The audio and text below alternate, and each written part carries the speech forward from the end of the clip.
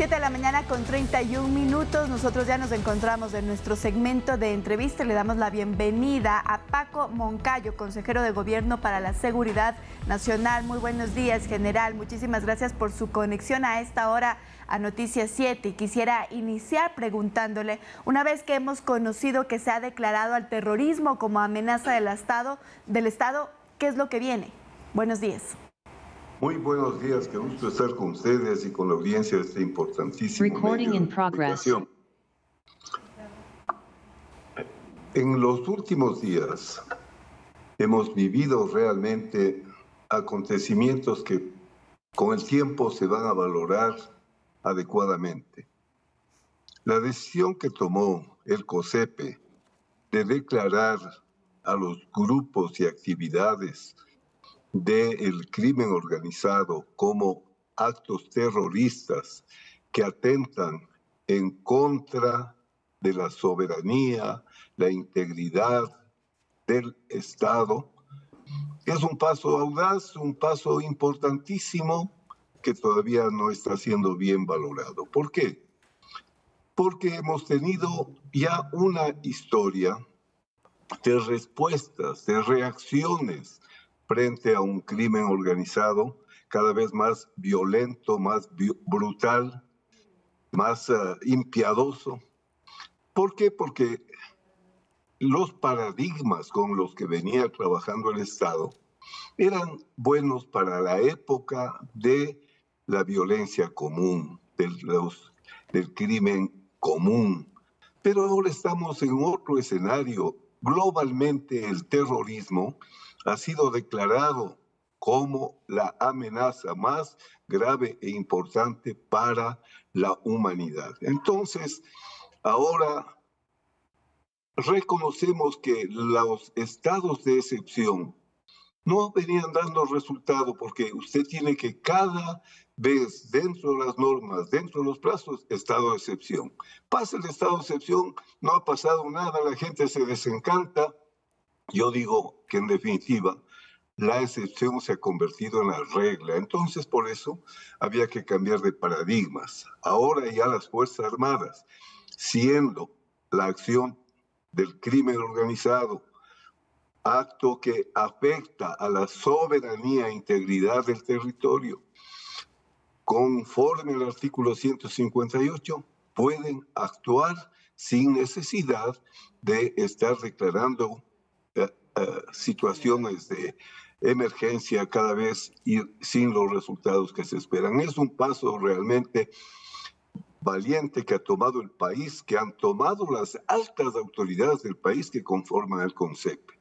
De ahí se desencadenan una serie de acciones, ya se publicó el decreto del presidente de la República y podemos seguir conversando. Ahondar en un punto de lo que usted ha dicho. La gente se pregunta en las calles, ¿cuándo se van a ver resultados de todas estas acciones que se están ejecutando, esto de Estado, estas declaraciones, este combate directo al terrorismo? ¿Cuándo, en cuánto tiempo se prevé que uno pueda tener ya resultados positivos? Miren, en este tipo de combate los colombianos están 60 años y no se les ocurre decir cuándo vamos a tener los resultados positivos.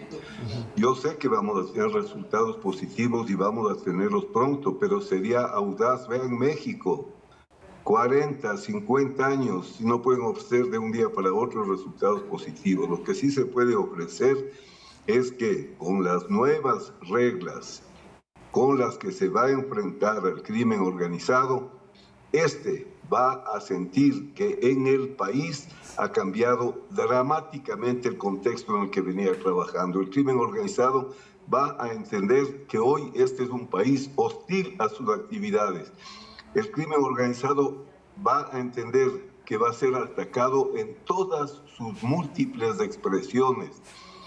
La gente, claro, prefiere ver en la calle los militares seguramente dándose bala con unos individuos, pero ellos no son el poder está atrás, los que ordenan, mandan, negocian, importan, exportan. A ellos hay que atacarles, porque atacado el centro de gravedad de esta actividad, entonces todo lo demás va a irse disolviendo. General, usted ha mencionado ejemplos como Colombia y como México, y cuando se ha enfrentado de esa manera al terrorismo hay más violencia, es decir, los grupos de delincuencia organizada responden también con más violencia. ¿El Ecuador está preparado tal vez para vivir algo similar, general? No, es que nosotros no le estamos declarando la guerra al crimen organizado.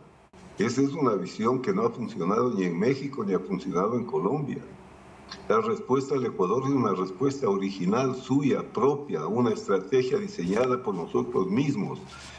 Cuando usted le declara la guerra al crimen organizado, va a perder la guerra, pues porque el solo utilizar esta palabra es utilizarla mal, porque es emplear una palabra que define una relación entre estados que llegan a un conflicto armado, utilizar el concepto de guerra, que claro es muy bonito, los políticos lo usan para hacerle creer a la gente que están iniciando una nueva etapa. Cada presidente en México llega con estos entusiasmos, ¿no? No, esto no es una guerra en el sentido tradicional de guerra. No se está declarando guerra al crimen organizado, se está diseñando estrategias para paralizarlo, de ser posible anularlo, pero atacando, como le vuelvo a decir, a las bases de su poder, no a las expresiones ya de combate de los elementos que están atormentando a la gente en las calles. Esta es una estrategia integral, global, que abarca aspectos de distinta índole, más que solamente el choque de militares y policías con los delincuentes en las calles. ¿Y cuál sería su opinión general respecto al servicio militar obligatorio? ¿Es una estrategia que podría aplicarse? Bueno, el servicio militar obligatorio tenía un sentido. No se olviden que el servicio militar obligatorio nació en Francia en la época de Napoleón para poner el país, el pueblo en armas. Fue asimismo un cambio extraordinario porque se comenzó a entender en Francia que la guerra no la peleaban los ejércitos, la peleaba el Estado y el pueblo se organizaba. Fue un cambio radical en el pensamiento político estratégico de la época. En los Estados Unidos combatieron en Vietnam con este sistema, les fue muy mal y desde entonces los Estados Unidos suprimieron el servicio militar obligatorio. Yo creo que el servicio militar obligatorio era para nuestros países un elemento muy bueno en la medida que permitía formar a la juventud en valores cívicos, se también entregaban capacidades para empleos porque se les formaba durante el año que estaban en el cuartel también en distintas áreas para poder vivir, trabajar.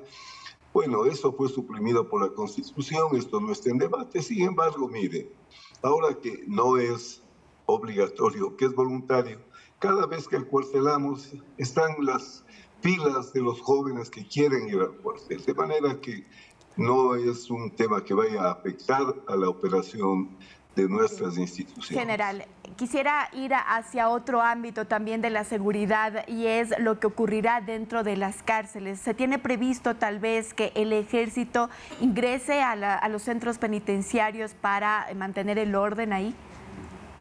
Gracias a la propia ley de uso legítimo de la fuerza, al reglamento que se está preparando, ya se puede actuar en las cárceles.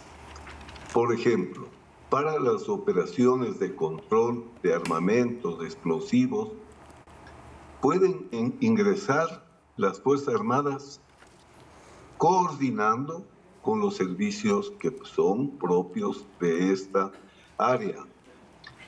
¿Por qué? Porque es una misión legal que tienen las Fuerzas Armadas sin restricción. Pueden entrar a cualquier parte a hacer el control de armamentos, de explosivos, etc. Por ejemplo, esa participación ya existe. Por otra parte, ya con la ley mismo, si es que los guardias penitenciarios son sobrepasados, ya puede ingresar la policía. Mientras que, en caso normal, la policía puede dar servicio de control en el perímetro. Si es que la situación se agrava, se torna demasiado peligrosa, entonces ya pueden ingresar las Fuerzas Armadas, pero siempre y cuando el decreto declarando la situación de emergencia o excepción esté dictado. Esto ya general, permite un control adecuado de los centros penitenciarios. General, usted nos ha dicho que se está ya redactando el reglamento para el uso legítimo de la fuerza. ¿Qué es lo que incluiría también este reglamento, aparte de lo que ya nos ha comentado respecto de los centros penitenciarios? Bueno, el reglamento, como es obvio en derecho, lo que hace es especificar temas que la ley, siendo general, no lo hace. Entonces, para cumplir este mandato, la ley, ¿cómo lo vamos a hacer en detalle? Ese es el reglamento, así funciona y para eso existe ¿Para un cuándo reglamento. estaría listo, general? El reglamento está ya en sus últimos toques, ¿no? En la Secretaría de Seguridad. Comprenderán también ustedes que ha habido un cambio de secretario, que el secretario no está sino una semana en funciones, pero ese reglamento, la planificación, todo está en dinámica y vibrantemente en este momento revisándose y se está trabajando en eso. Yo soy asesor del presidente en estos temas, pero yo estoy sobre todos los procesos para informarle al presidente cómo avanzan, que ese es mi deber. Yo estoy tranquilo, tenemos unas Fuerzas Armadas profesionales, una policía profesional, a la Secretaría hay que fortalecerla, tenemos un buen sistema de inteligencia, hay que fortalecerlo. Esta lucha no es de tiros en las calles, sino es una estrategia global, integradora de esfuerzos para anular la acción del crimen organizado. Y en el tema penitenciario, por un lado ya nos comenta usted que las Fuerzas Armadas pueden colaborar en el caso que se lo necesite. También se ha hablado de reformas para que haya un tratamiento especial a los policías y militares judicializados. Pero otra pregunta que nos hacemos es si usted considera, en su criterio, que debería crearse una megacárcel al estilo Bukele, que se habla mucho de gente que propone que eso se debería aplicar. ¿Qué considera usted sobre ese tema, general? Mire, en efecto, yo creo que en estos niveles hay que revisar lo que hemos estado haciendo. No podemos seguir haciendo más de lo mismo. ¿Por qué? Porque vamos a tener los mismos resultados. Pero en el nivel político, donde yo actúo en la función que tengo, por supuesto, puedo asesorar en los aspectos político-estratégicos. Ya cuando hablamos de temas concretos, de cómo se va a emplear la policía, de cómo se van a emplear las Fuerzas Armadas, eso corresponde a los niveles de mando de la policía, al ministro de Defensa. Personalmente, creo que la política de los centros de rehabilitación, porque para eso existen, ¿no? No para convertirse en puestos de mando de los criminales ni universidades del delito.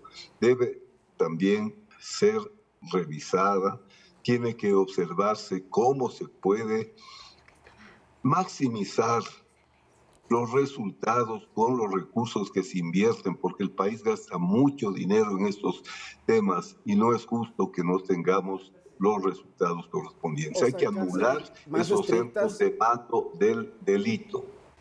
¿Un régimen más estricto entenderíamos así? ¿Perdón?